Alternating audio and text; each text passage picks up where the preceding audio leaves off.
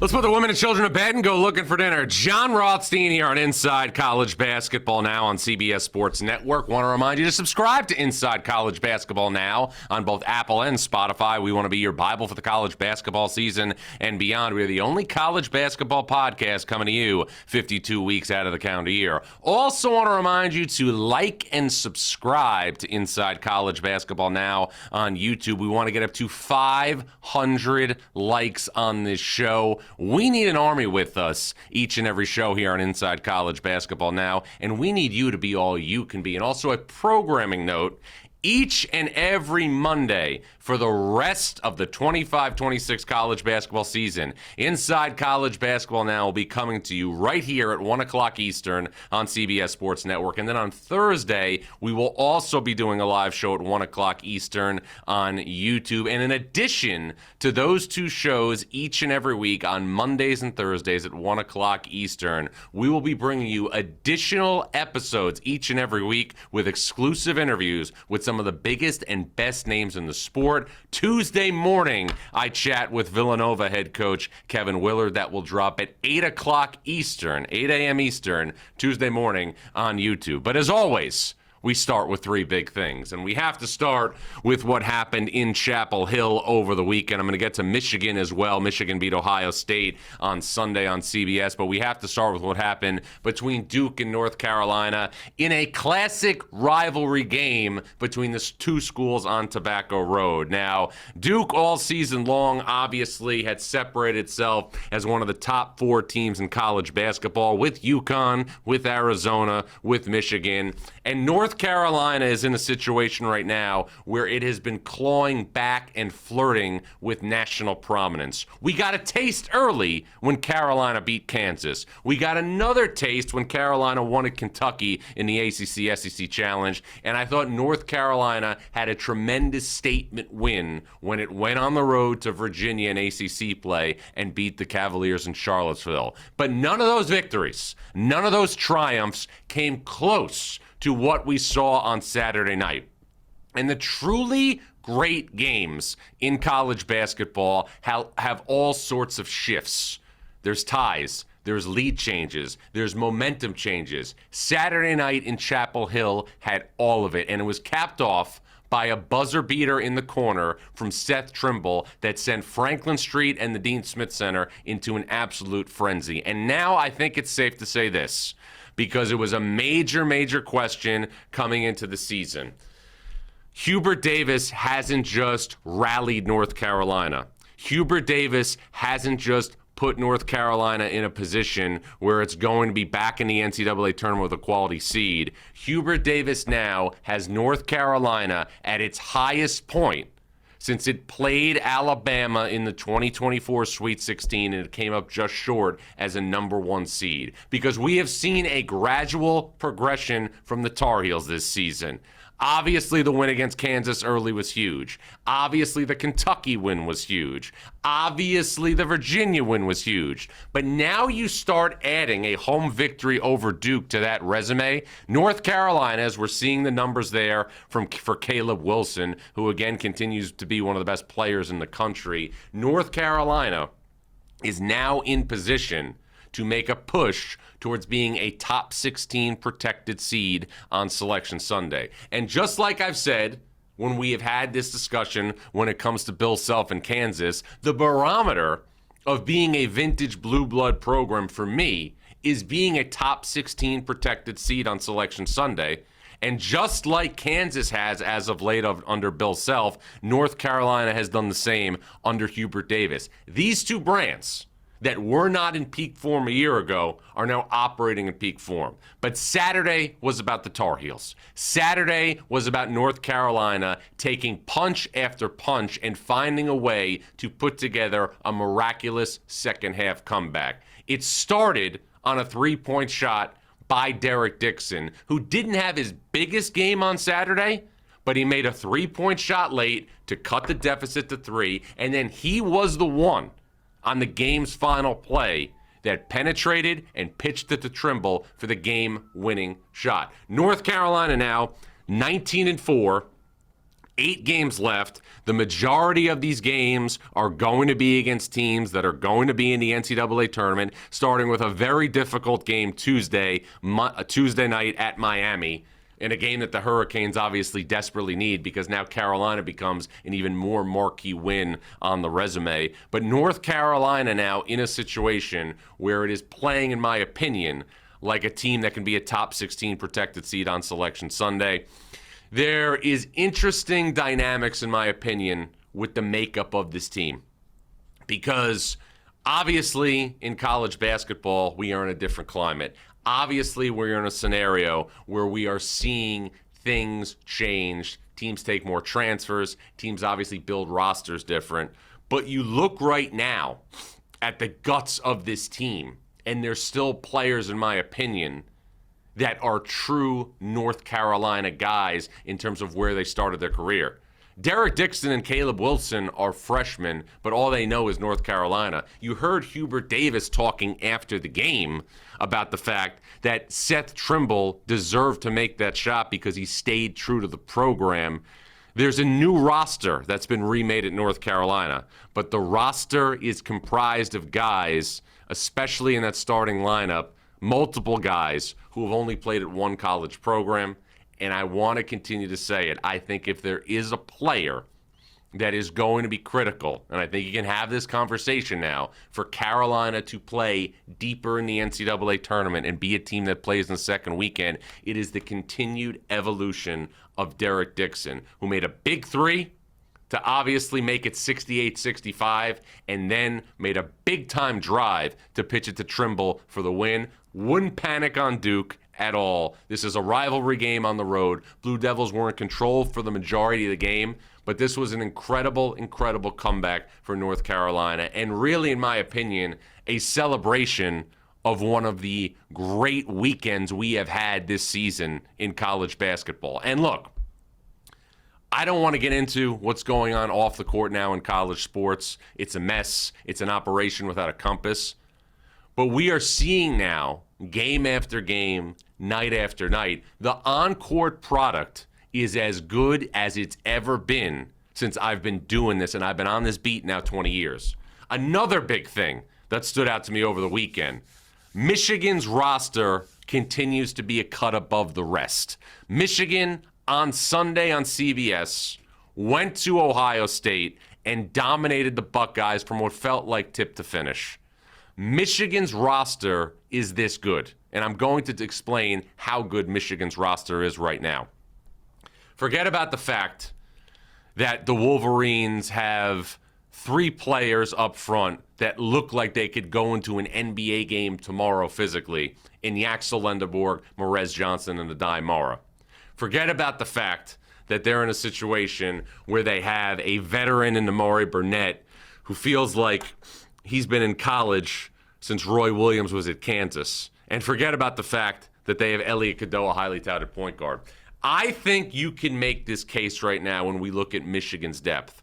I think when you look at Michigan's 4 primary reserves, L.J. Kaysen, Roddy Gale, Trey McKinney, and Will Cheddar, I think if you took those 4 guys and you paired them with one of the front court players that Dusty May starts, either Morez Johnson or Adai Mara, those 4 players who do not start for Michigan and one of the post players could finish in the top half of the Big Ten and make the NCAA tournament. That is how good Michigan's roster is.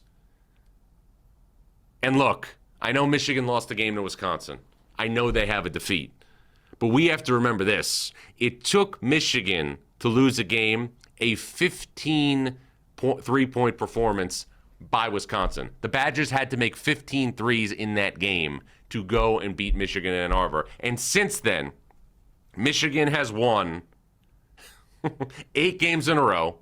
And in Big Ten play right now, the Wolverines are 12-1 and are beating opponents by an average of 17.8 points per game.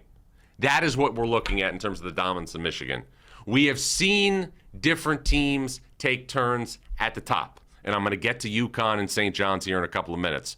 But I think from a sheer dominance perspective, Michigan continues to be at the top along with Arizona. Arizona I'm going to get to later in the show as well. But Michigan's bench, McKinney, Gale, Kaysen, Cheddar, and either Adai Mara and Morez Johnson would be good enough, in my opinion, to finish in the top half of the Big Ten and go to the NCAA tournament. Now, with that said, this is the great thing to me about Michigan between now and Selection Sunday, which you know is only 34 days away.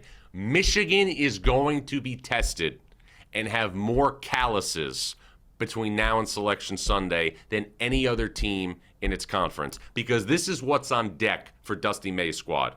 Saturday on CBS against UCLA, a game Michigan's going to be obviously heavily favored in. But beyond that, Michigan is going to Purdue.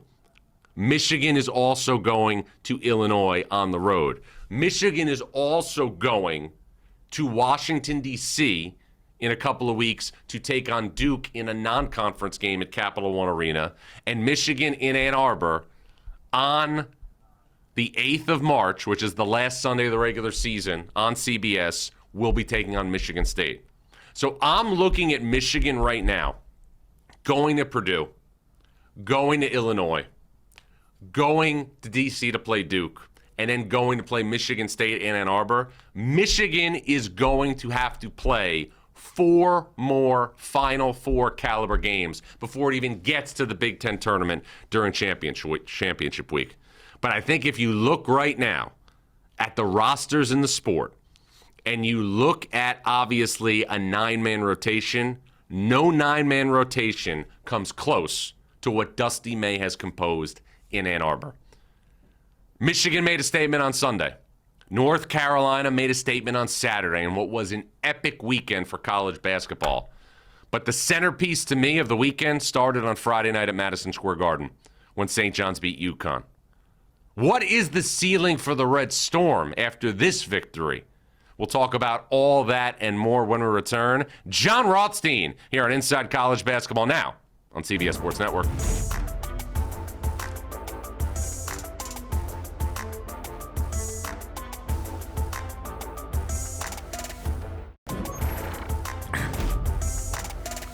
Welcome back to Inside College Basketball Now with Jon Rothstein here on CBS Sports Network. All right, the second big thing I want to get into, St. John's looked more than the part on Friday night against UConn. More than looked the part. Now, great games in college basketball can happen at different venues. And I talked about this, obviously, on the show last week, but something is different about Madison Square Garden. Something is different about the world's most famous arena. And something is really different when UConn can go to New York and play in Madison Square Garden and it feel like a road game. And being there in the building, I was on the call for the national radio feed for Compass Media Networks. Being in the building and watching St. John's more than looking the part and getting a big win, it created to me, for the first time in probably 25-ish years, an unbelievable epiphany that now St. John's is in a situation where its fan base has not only gotten behind the program, but it's created an expectation of not allowing the UConn fans, which passionately and effectively renamed Madison Square Garden Store South, not giving those fans an inch. Because for years, UConn would take over Madison Square Garden. Did it at the Big East tournament regularly. Did it in 2014 when the East Regionals were at Madison Square Garden when UConn won the national title under Shabazz Napier. But St. John's now, in its third year under Rick Pitino, in its second year of really being a national factor, has rallied its season and is looking again like one of those teams that has the requisites to play deep into the NCAA tournament. Now, one of the things that really stood out to me at the game on Friday and really over the last couple of weeks, so much entering the season when it came to St. John's was focused on the point guard spot. Because the team last year that won the Big East regular season title and won the Big East tournament title and got a 2 seed in the NCAA tournament before losing to Arkansas, that team was a perimeter-centric team. Davon Smith, Kadari Richmond, Simeon Wilcher, R.J. Lewis.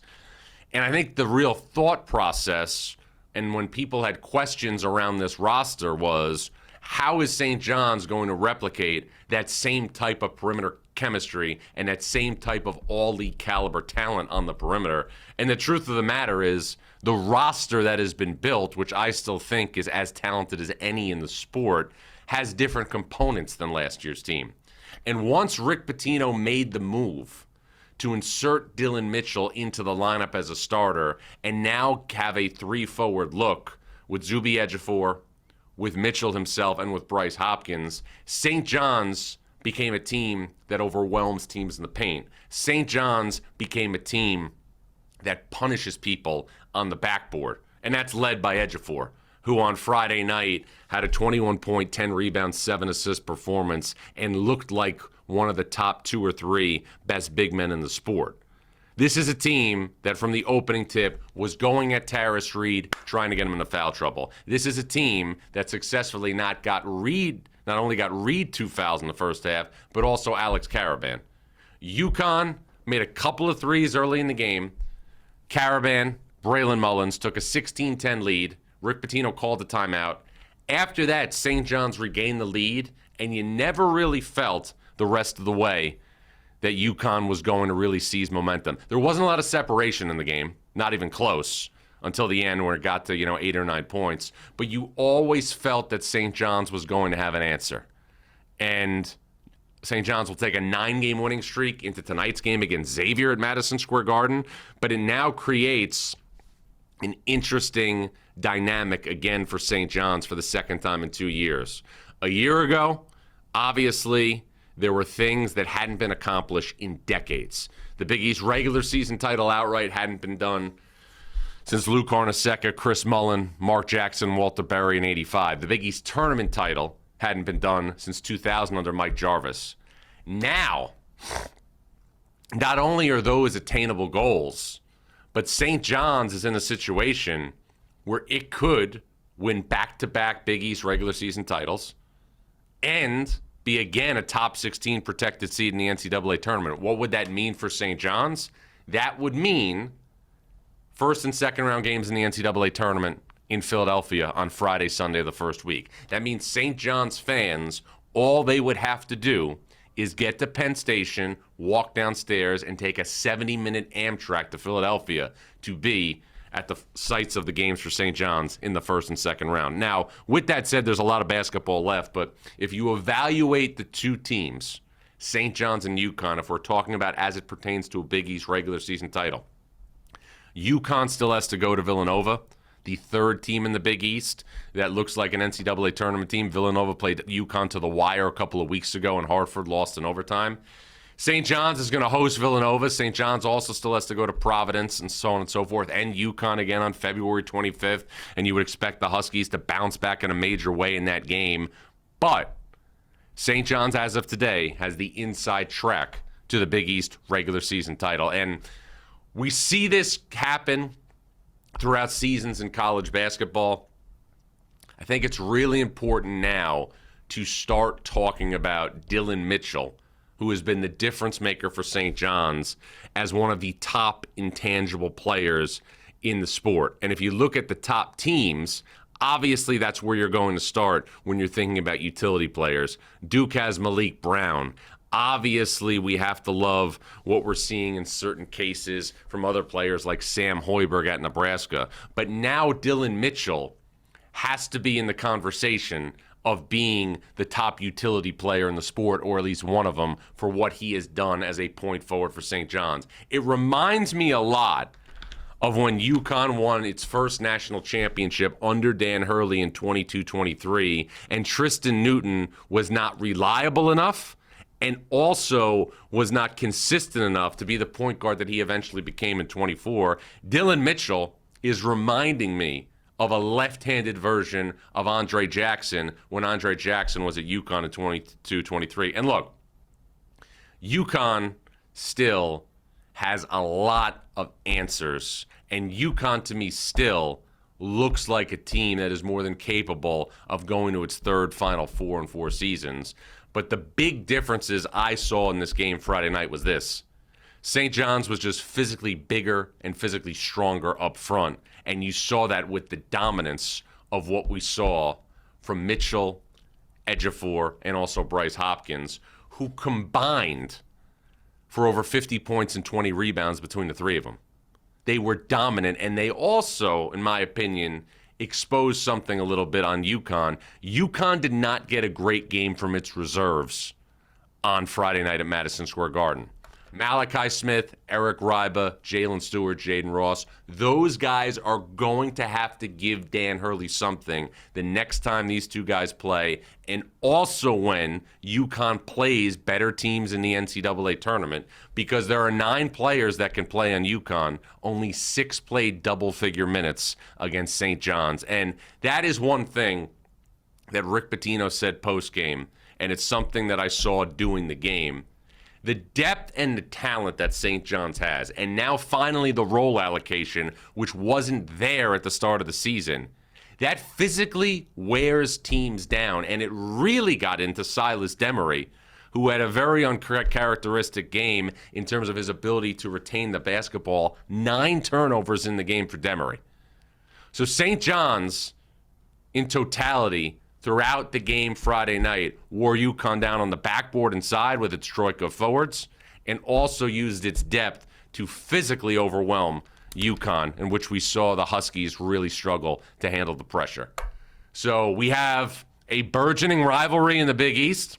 I've said since last summer, I think it's the burgeoning rivalry in college basketball. And you had Madison Square Garden Friday night, to me, give college basketball a game to remember. And for the first time, a home environment for St. John's in a game at the world's most famous arena against UConn.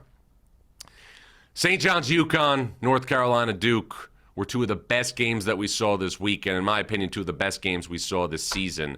The best game we see in the Big 12 this season might happen tonight at Allen Fieldhouse. Arizona, 23-0, off to the best start in Big 12 history. But Kansas is 39-0 on Big Monday under Bill Self. Something's got to give later tonight in Lawrence. We'll break all that down and more. Jon Rothstein here on Inside College Basketball Now on CBS Sports Network.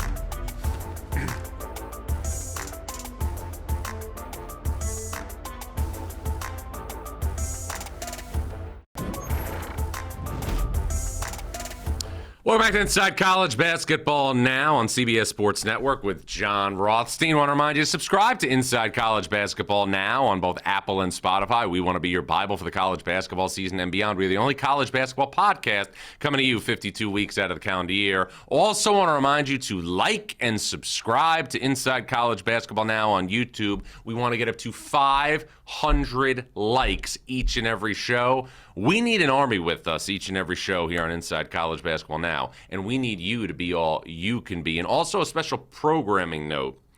Every Monday at 1 o'clock Eastern for the remainder of the 25-26 college basketball season, we will be doing a live show right here at 1 o'clock Eastern on CBS Sports Network, and we're also going to do a show at 1 o'clock every Thursday on YouTube. And in addition to those 2 shows, 1 o'clock on Mondays and Thursdays, Inside College Basketball Now will bring you additional shows each and every week featuring exclusive interviews with some of the biggest and best names in the sport. Villanova head coach Kevin Willard going to join me Tuesday morning at 8 a.m. Eastern. Stay tuned to my social media for more information. Now, tonight is a different animal when we talk about big games. It feels like the irresistible force meeting the immovable object.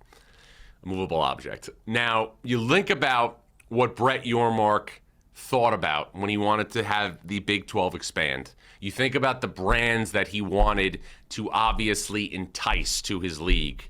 He dreamed about nights like tonight. Because since he has taken over, we have seen the Big 12 add major teams in men's basketball. And at the forefront of that is Arizona, a program that has only been to 4 Final Fours in its history, 88, 94, 97, and 2001, all under Lute Olson, but is synonymous with being obviously one of the flagship programs of the sport. And when I talk about the irresistible force meeting the immovable object, this is what I mean. Arizona is 23-0 this season. Arizona is off to the best start in the history of the Big 12 for any one program. Arizona obviously has the inside track to be the number one overall seed in the NCAA tournament and has just continued to stack wins and destroy teams, much as it did Saturday in Tucson against Oklahoma State. A very good offensive team that was held to 47 points in a 37-point win. Tonight's going to be different, and it's going to be different for this reason. Kansas has always had one of the great home court advantages in the sport, especially under Bill Self. Now, I didn't realize just how dominant Kansas has been at home, but I reached out to the school just to double check on Sunday, and I, for all intents and purposes, wanted to double check this fact. Because Kansas on Big Monday on ESPN under Bill Self is 39-0. The Jayhawks have never lost under Bill Self on Big Monday. And now they take on a team, Arizona, that is number one in the country. And it feels like to me, and this obviously game hits a lot different because Arizona's number one and Kansas is Kansas and it's Big Money and all that. But it feels like to me, with what we're seeing with the top six teams at the Big 12, Kansas, Arizona, Houston, BYU, Texas Tech, Iowa State, because now all these teams are playing each other in the latter part of the schedule, it feels like we have a Sweet 16 or elite caliber game every other day in the conference. The conference has been that good. Now, in this game, there's a lot of keys. There's obviously going to be a lot of big-time players on the floor. But I think this is a game where Flory Badunga can not just come to the forefront, but can start to get more of the national attention he deserves. And I really think, because of everything that's been going on with Darren Peterson, in the lineup, out of the lineup, ridiculous performance, then he goes to the bench and puts the ice packs on his knees and his quads, whatever's banged up at the time. I think because so much attention has been on Darren Peterson, it has moved Flory Badunga into the shadows, and it shouldn't. Because Flory Badunga, over the last 5 games or so, is playing the best basketball of his college career since he's been at Kansas. During that span, 15.8 points, 8.8 rebounds, 3.5 blocks. And tonight, Kansas is going to need all that and more against as physical a troika of big men as there is in the sport, with Koa Pete, Toby Awaka, and Mo Krivash.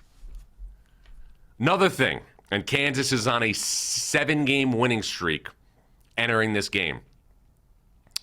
Kansas's role players got significantly better when Darren Peterson was out of the lineup and when Darren Peterson was in and out of the lineup. Because if you remember, there were games where Darren Peterson checked out and these other guys had to step up without him.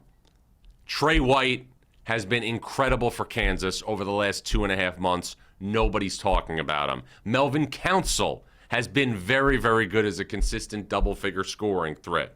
Bryson Tiller we talked about last week. But now all of a sudden, because Kansas did not have Darren Peterson for such a long time, and even when he came back, he still is in and out of the lineup at times. But because of all those things, we have seen guys like Trey White, like Melvin Council, reach a different level of consistency and playing with a different level of confidence.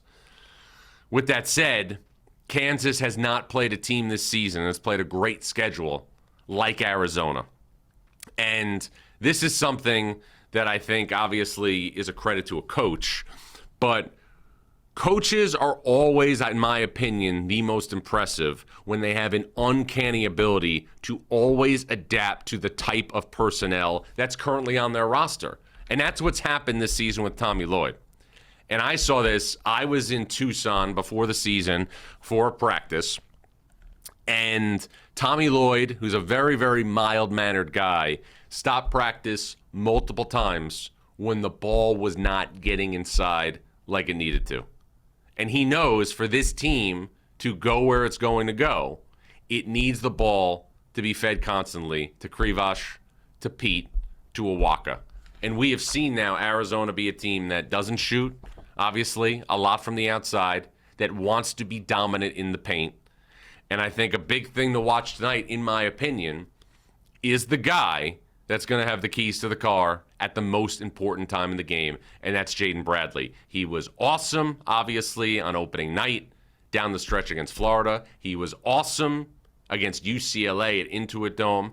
And when Arizona has played in key situations down the stretch, it has been Jaden Bradley who has made the big plays. So I think Jaden Bradley tonight is a focal point for Arizona, especially down the stretch if it's a close game against Kansas. And for Kansas, I talked a lot about the ancillary pieces, but make no mistake about this. Darren Peterson is made for games like tonight. Darren Peterson 7 days ago made three-point shots down the stretch at Texas Tech that looked like they were on a Kobe Bryant caliber level, especially the one to tie the game late. And then he drilled, obviously, the game winner from the left wing.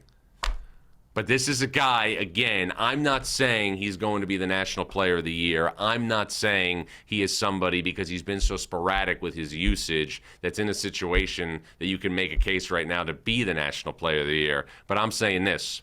Cam Boozer is having the best season in college basketball.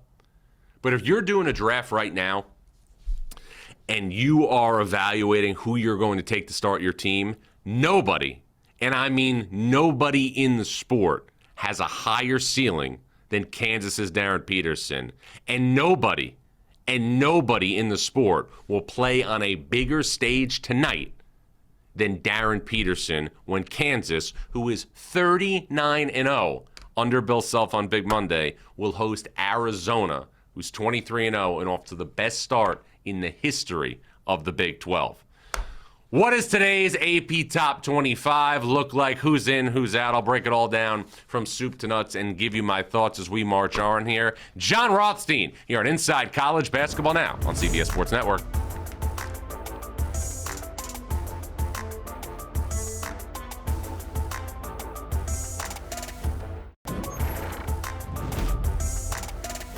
All right, Jon Rothstein back here on Inside College Basketball Now on CBS Sports Network. As we do every week in the latter part of the 1 o'clock hour, we are going to react to the latest AP Top 25, and that's why it's time right now for a Rothstein reaction. All right, let's cue the poll. There we go, graphics. All right. Arizona and Michigan, 1-2. No surprises there. Houston at 3. I had Houston at 5. I had UConn and St. John's, obviously, on my mind when I did my top 5. Not that St. John's was ranked there, but I had that game on my mind. I kept UConn in the 3 spot because I think losing to St. John's is obviously, in my opinion, a loss that you shouldn't be penalized too much for when the teams behind you are going to lose as well. So Duke lost to Carolina. I kept Duke at 4. So I kept UConn at 3 and Duke at 4. And then I had Houston at 5. Iowa State, 2, slightly high for me here. And then UConn is at 6 and Nebraska at 7. I had UConn at 3, Duke at 4, Houston at 5, and then I went Illinois, Nebraska 6, 7, and then came back with Iowa State at 8. So Iowa State and Houston a slightly higher than my bracket. Illinois is 8, Kansas at 9, Michigan State at 10. I moved North Carolina into the top 10, okay, over Kansas, because North Carolina beat Kansas head-to-head, and North Carolina obviously had the win over Duke. So I have Carolina at 10. I have Carolina at 9 on my bracket, Michigan State at 10, Kansas a little bit further down. So I think we're splitting atoms here a little bit. I have Gonzaga further down here. Gonzaga's coming in this poll at 12. That's a little bit high for me. I have Purdue and Florida, who trails Gonzaga here, a little bit obviously ahead of the Zags on my ballot. Let's keep seeing what's here. Virginia checking in at 15. That's a little bit higher than I have on my ballot. I have St. John's at 16. Texas Tech is at 16 on the AP poll. St. John's 17. St. Louis checking in at 18, moving up. Vanderbilt at 19, and Clemson and Arkansas. I don't see too many problems right there. I think I have Vanderbilt at 17 on mine. BYU at 22, the Cougars dropping. Miami, Ohio at 23. Louisville and Kentucky round things out. All right, so I have 24 of the 25 teams that the AP has on my ballot in the top 25 for the AP. This is the difference. I have Alabama in the AP top 25 instead of Kentucky, and the reason why is I felt that Alabama beating Texas A&M at home and winning at Auburn had a really, really good week. And again, Alabama played Kentucky head-to-head and beat Kentucky. So I have Kentucky at 26 and the Rothstein 45, which you can see obviously every morning on my Twitter, which is updated every day. So I don't hate the AP top 25. Alabama ahead of Kentucky for me in the back end of the AP top 25. Houston on my ballot as at 5. It's on 3 at the AP. And Iowa State slightly further down as well. But I don't hate really the AP ballot. But this is one thing I always say. We get so crazy about rankings, especially fans do. And the facts are this. This is sport is decided by a tournament. We all go crazy about obviously rankings all season long. I do them every single day, but the sport is decided by a tournament and the winner of 6 games. And this is something, I'm going to close this segment with this. This is something Billy Donovan told me years ago. The NCAA tournament is not always won by the best team. It crowns a champion that won 6 consecutive games. Never forgot that. It's why I've never gotten too crazy about rankings. We'll put a bow on this show when we return with some news and notes from around the world of college basketball. Jon Rothstein here on Inside College Basketball Now on CBS Sports Network.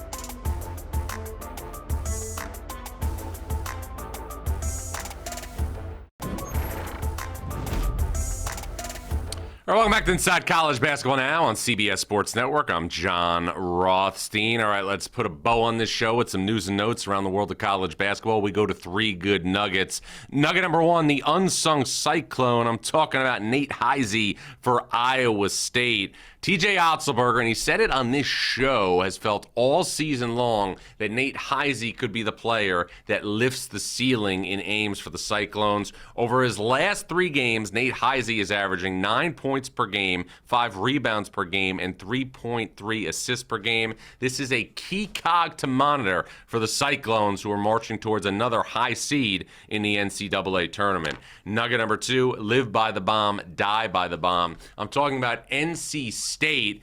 The Wolfpack have made a major surge towards the top of the ACC in their first season under Will Wade, but this is a 3-point shooting team. I went over the numbers.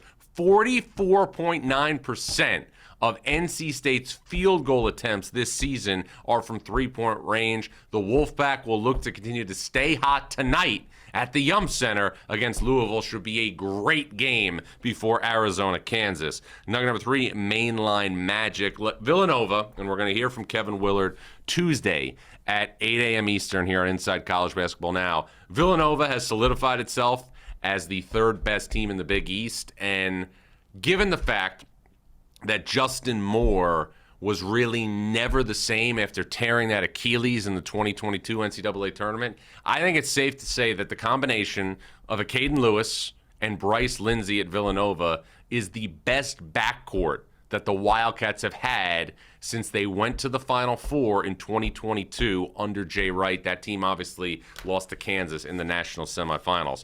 All right, 3 games to watch right now. And again, games to watch we do between now and our next show on Thursday. So this is all between those 2. Tonight, obviously, the heavyweight showdown, Arizona against Kansas at Allen Fieldhouse. If you're not watching that game, you officially hate fun.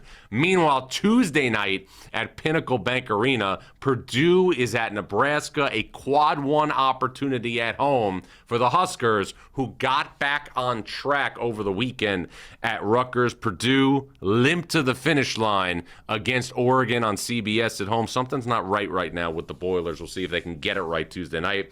And then North Carolina at Miami Tuesday. North Carolina coming off the emotional high of beating Duke at home in Chapel Hill. Miami, pretty good resume right now, couple of obviously things to look at, but not that one signature victory, in my opinion, that really safely will put it in the NCAA tournament field. This is a golden opportunity for Jay Lucas and the Hurricanes to get a quad one win at home. And then 3 under-the-radar games I want to get you. Monday night, which is tonight, NC State at Louisville. Love this matchup. Pat Kelsey on one side, Will Wade on the other side. NC State, again, a really fun team with a lot of really talented perimeter players. Tuesday, Vanderbilt at Auburn. Vanderbilt coming off one of the most unfathomable losses that we have seen in conference play so far. The Doors lost to Oklahoma at home on Saturday. And then Wednesday, we've got Florida against Georgia, Mike White against his old team. I'll say this now. The SEC, and I've said this, the last couple of weeks, is as balanced as it's ever been since I've been doing this.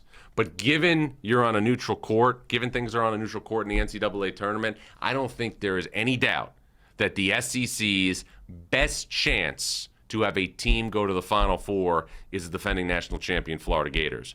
You've got 4 players back up front. Hauk, Condon, Chinyelu, Handlogden from last year's team that won a national championship. Irvin Klobschar is also back. Irvin Klobschar, I think, has been a player that's been a bit of a wild card for the Gators. And then you need to continue to get quality guard play from both Boogie Fland and Xavier Lee. And then another game that I didn't mention that I think is going to be fascinating is the matchup between Wisconsin and Illinois in Champaign. Illinois played well enough to win at Michigan State on Saturday night, came up a little bit short in overtime. But again, Illinois was able to do that without Kylan Boswell, who Brad Underwood did tell me a couple of days ago is practicing but not doing live stuff in practice, and a great game from Keaton Wagler. So if you're Brad Underwood and you go to East Lansing and you take the game to overtime and Keaton Wagler didn't go off and Kai Boswell was not on the floor, you have to feel great about where your team can be down the road. And another thing I want to point out, because geographics in the NCAA tournament is always something I'm paying attention to, nobody is talking enough about Illinois' potential geographic advantages if Illinois were to get a 1 seed in the Midwest. And again, Illinois to be the 1 seed in the Midwest would have to go on a run, would have to win the Big Ten, would have to beat Michigan at home. But if Illinois was able to achieve that, and it's right there with Michigan right now in the Big Ten, if Illinois were to achieve that, it would start in St. Louis, and then if it won games in St. Louis, it would go to Chicago to play in the United Center. There would be a lot of orange in the Midwest if Illinois was playing in St. Louis and then Chicago. Years ago when I was at one of Brad Underwood's practices, I was doing an event in St. Louis, and I drove from Champaign. It's not that far. And obviously Chicago, about 2 to 2:45 from Champaign. So those are just things to keep an eye on. Tonight, we've talked about Arizona, Kansas. We've talked about NC State, Louisville. At Madison Square Garden, St. John's will try to extend its winning streak to 10 games when it takes on Xavier. And then another big game tonight, Assembly Hall, Indiana will take on Oregon. Oregon with Nate Biddle back in the lineup played better on Saturday but came up just short. Gotta think this has to be maybe the toughest season of Dana Altman's career. Just an injury-plagued season. No Jackson Shellstad. Nate Biddle's been out of the lineup. But a lot of fun things on the horizon in what's going to be a great night for college basketball and even a better week. I am going to be back with you Tuesday morning.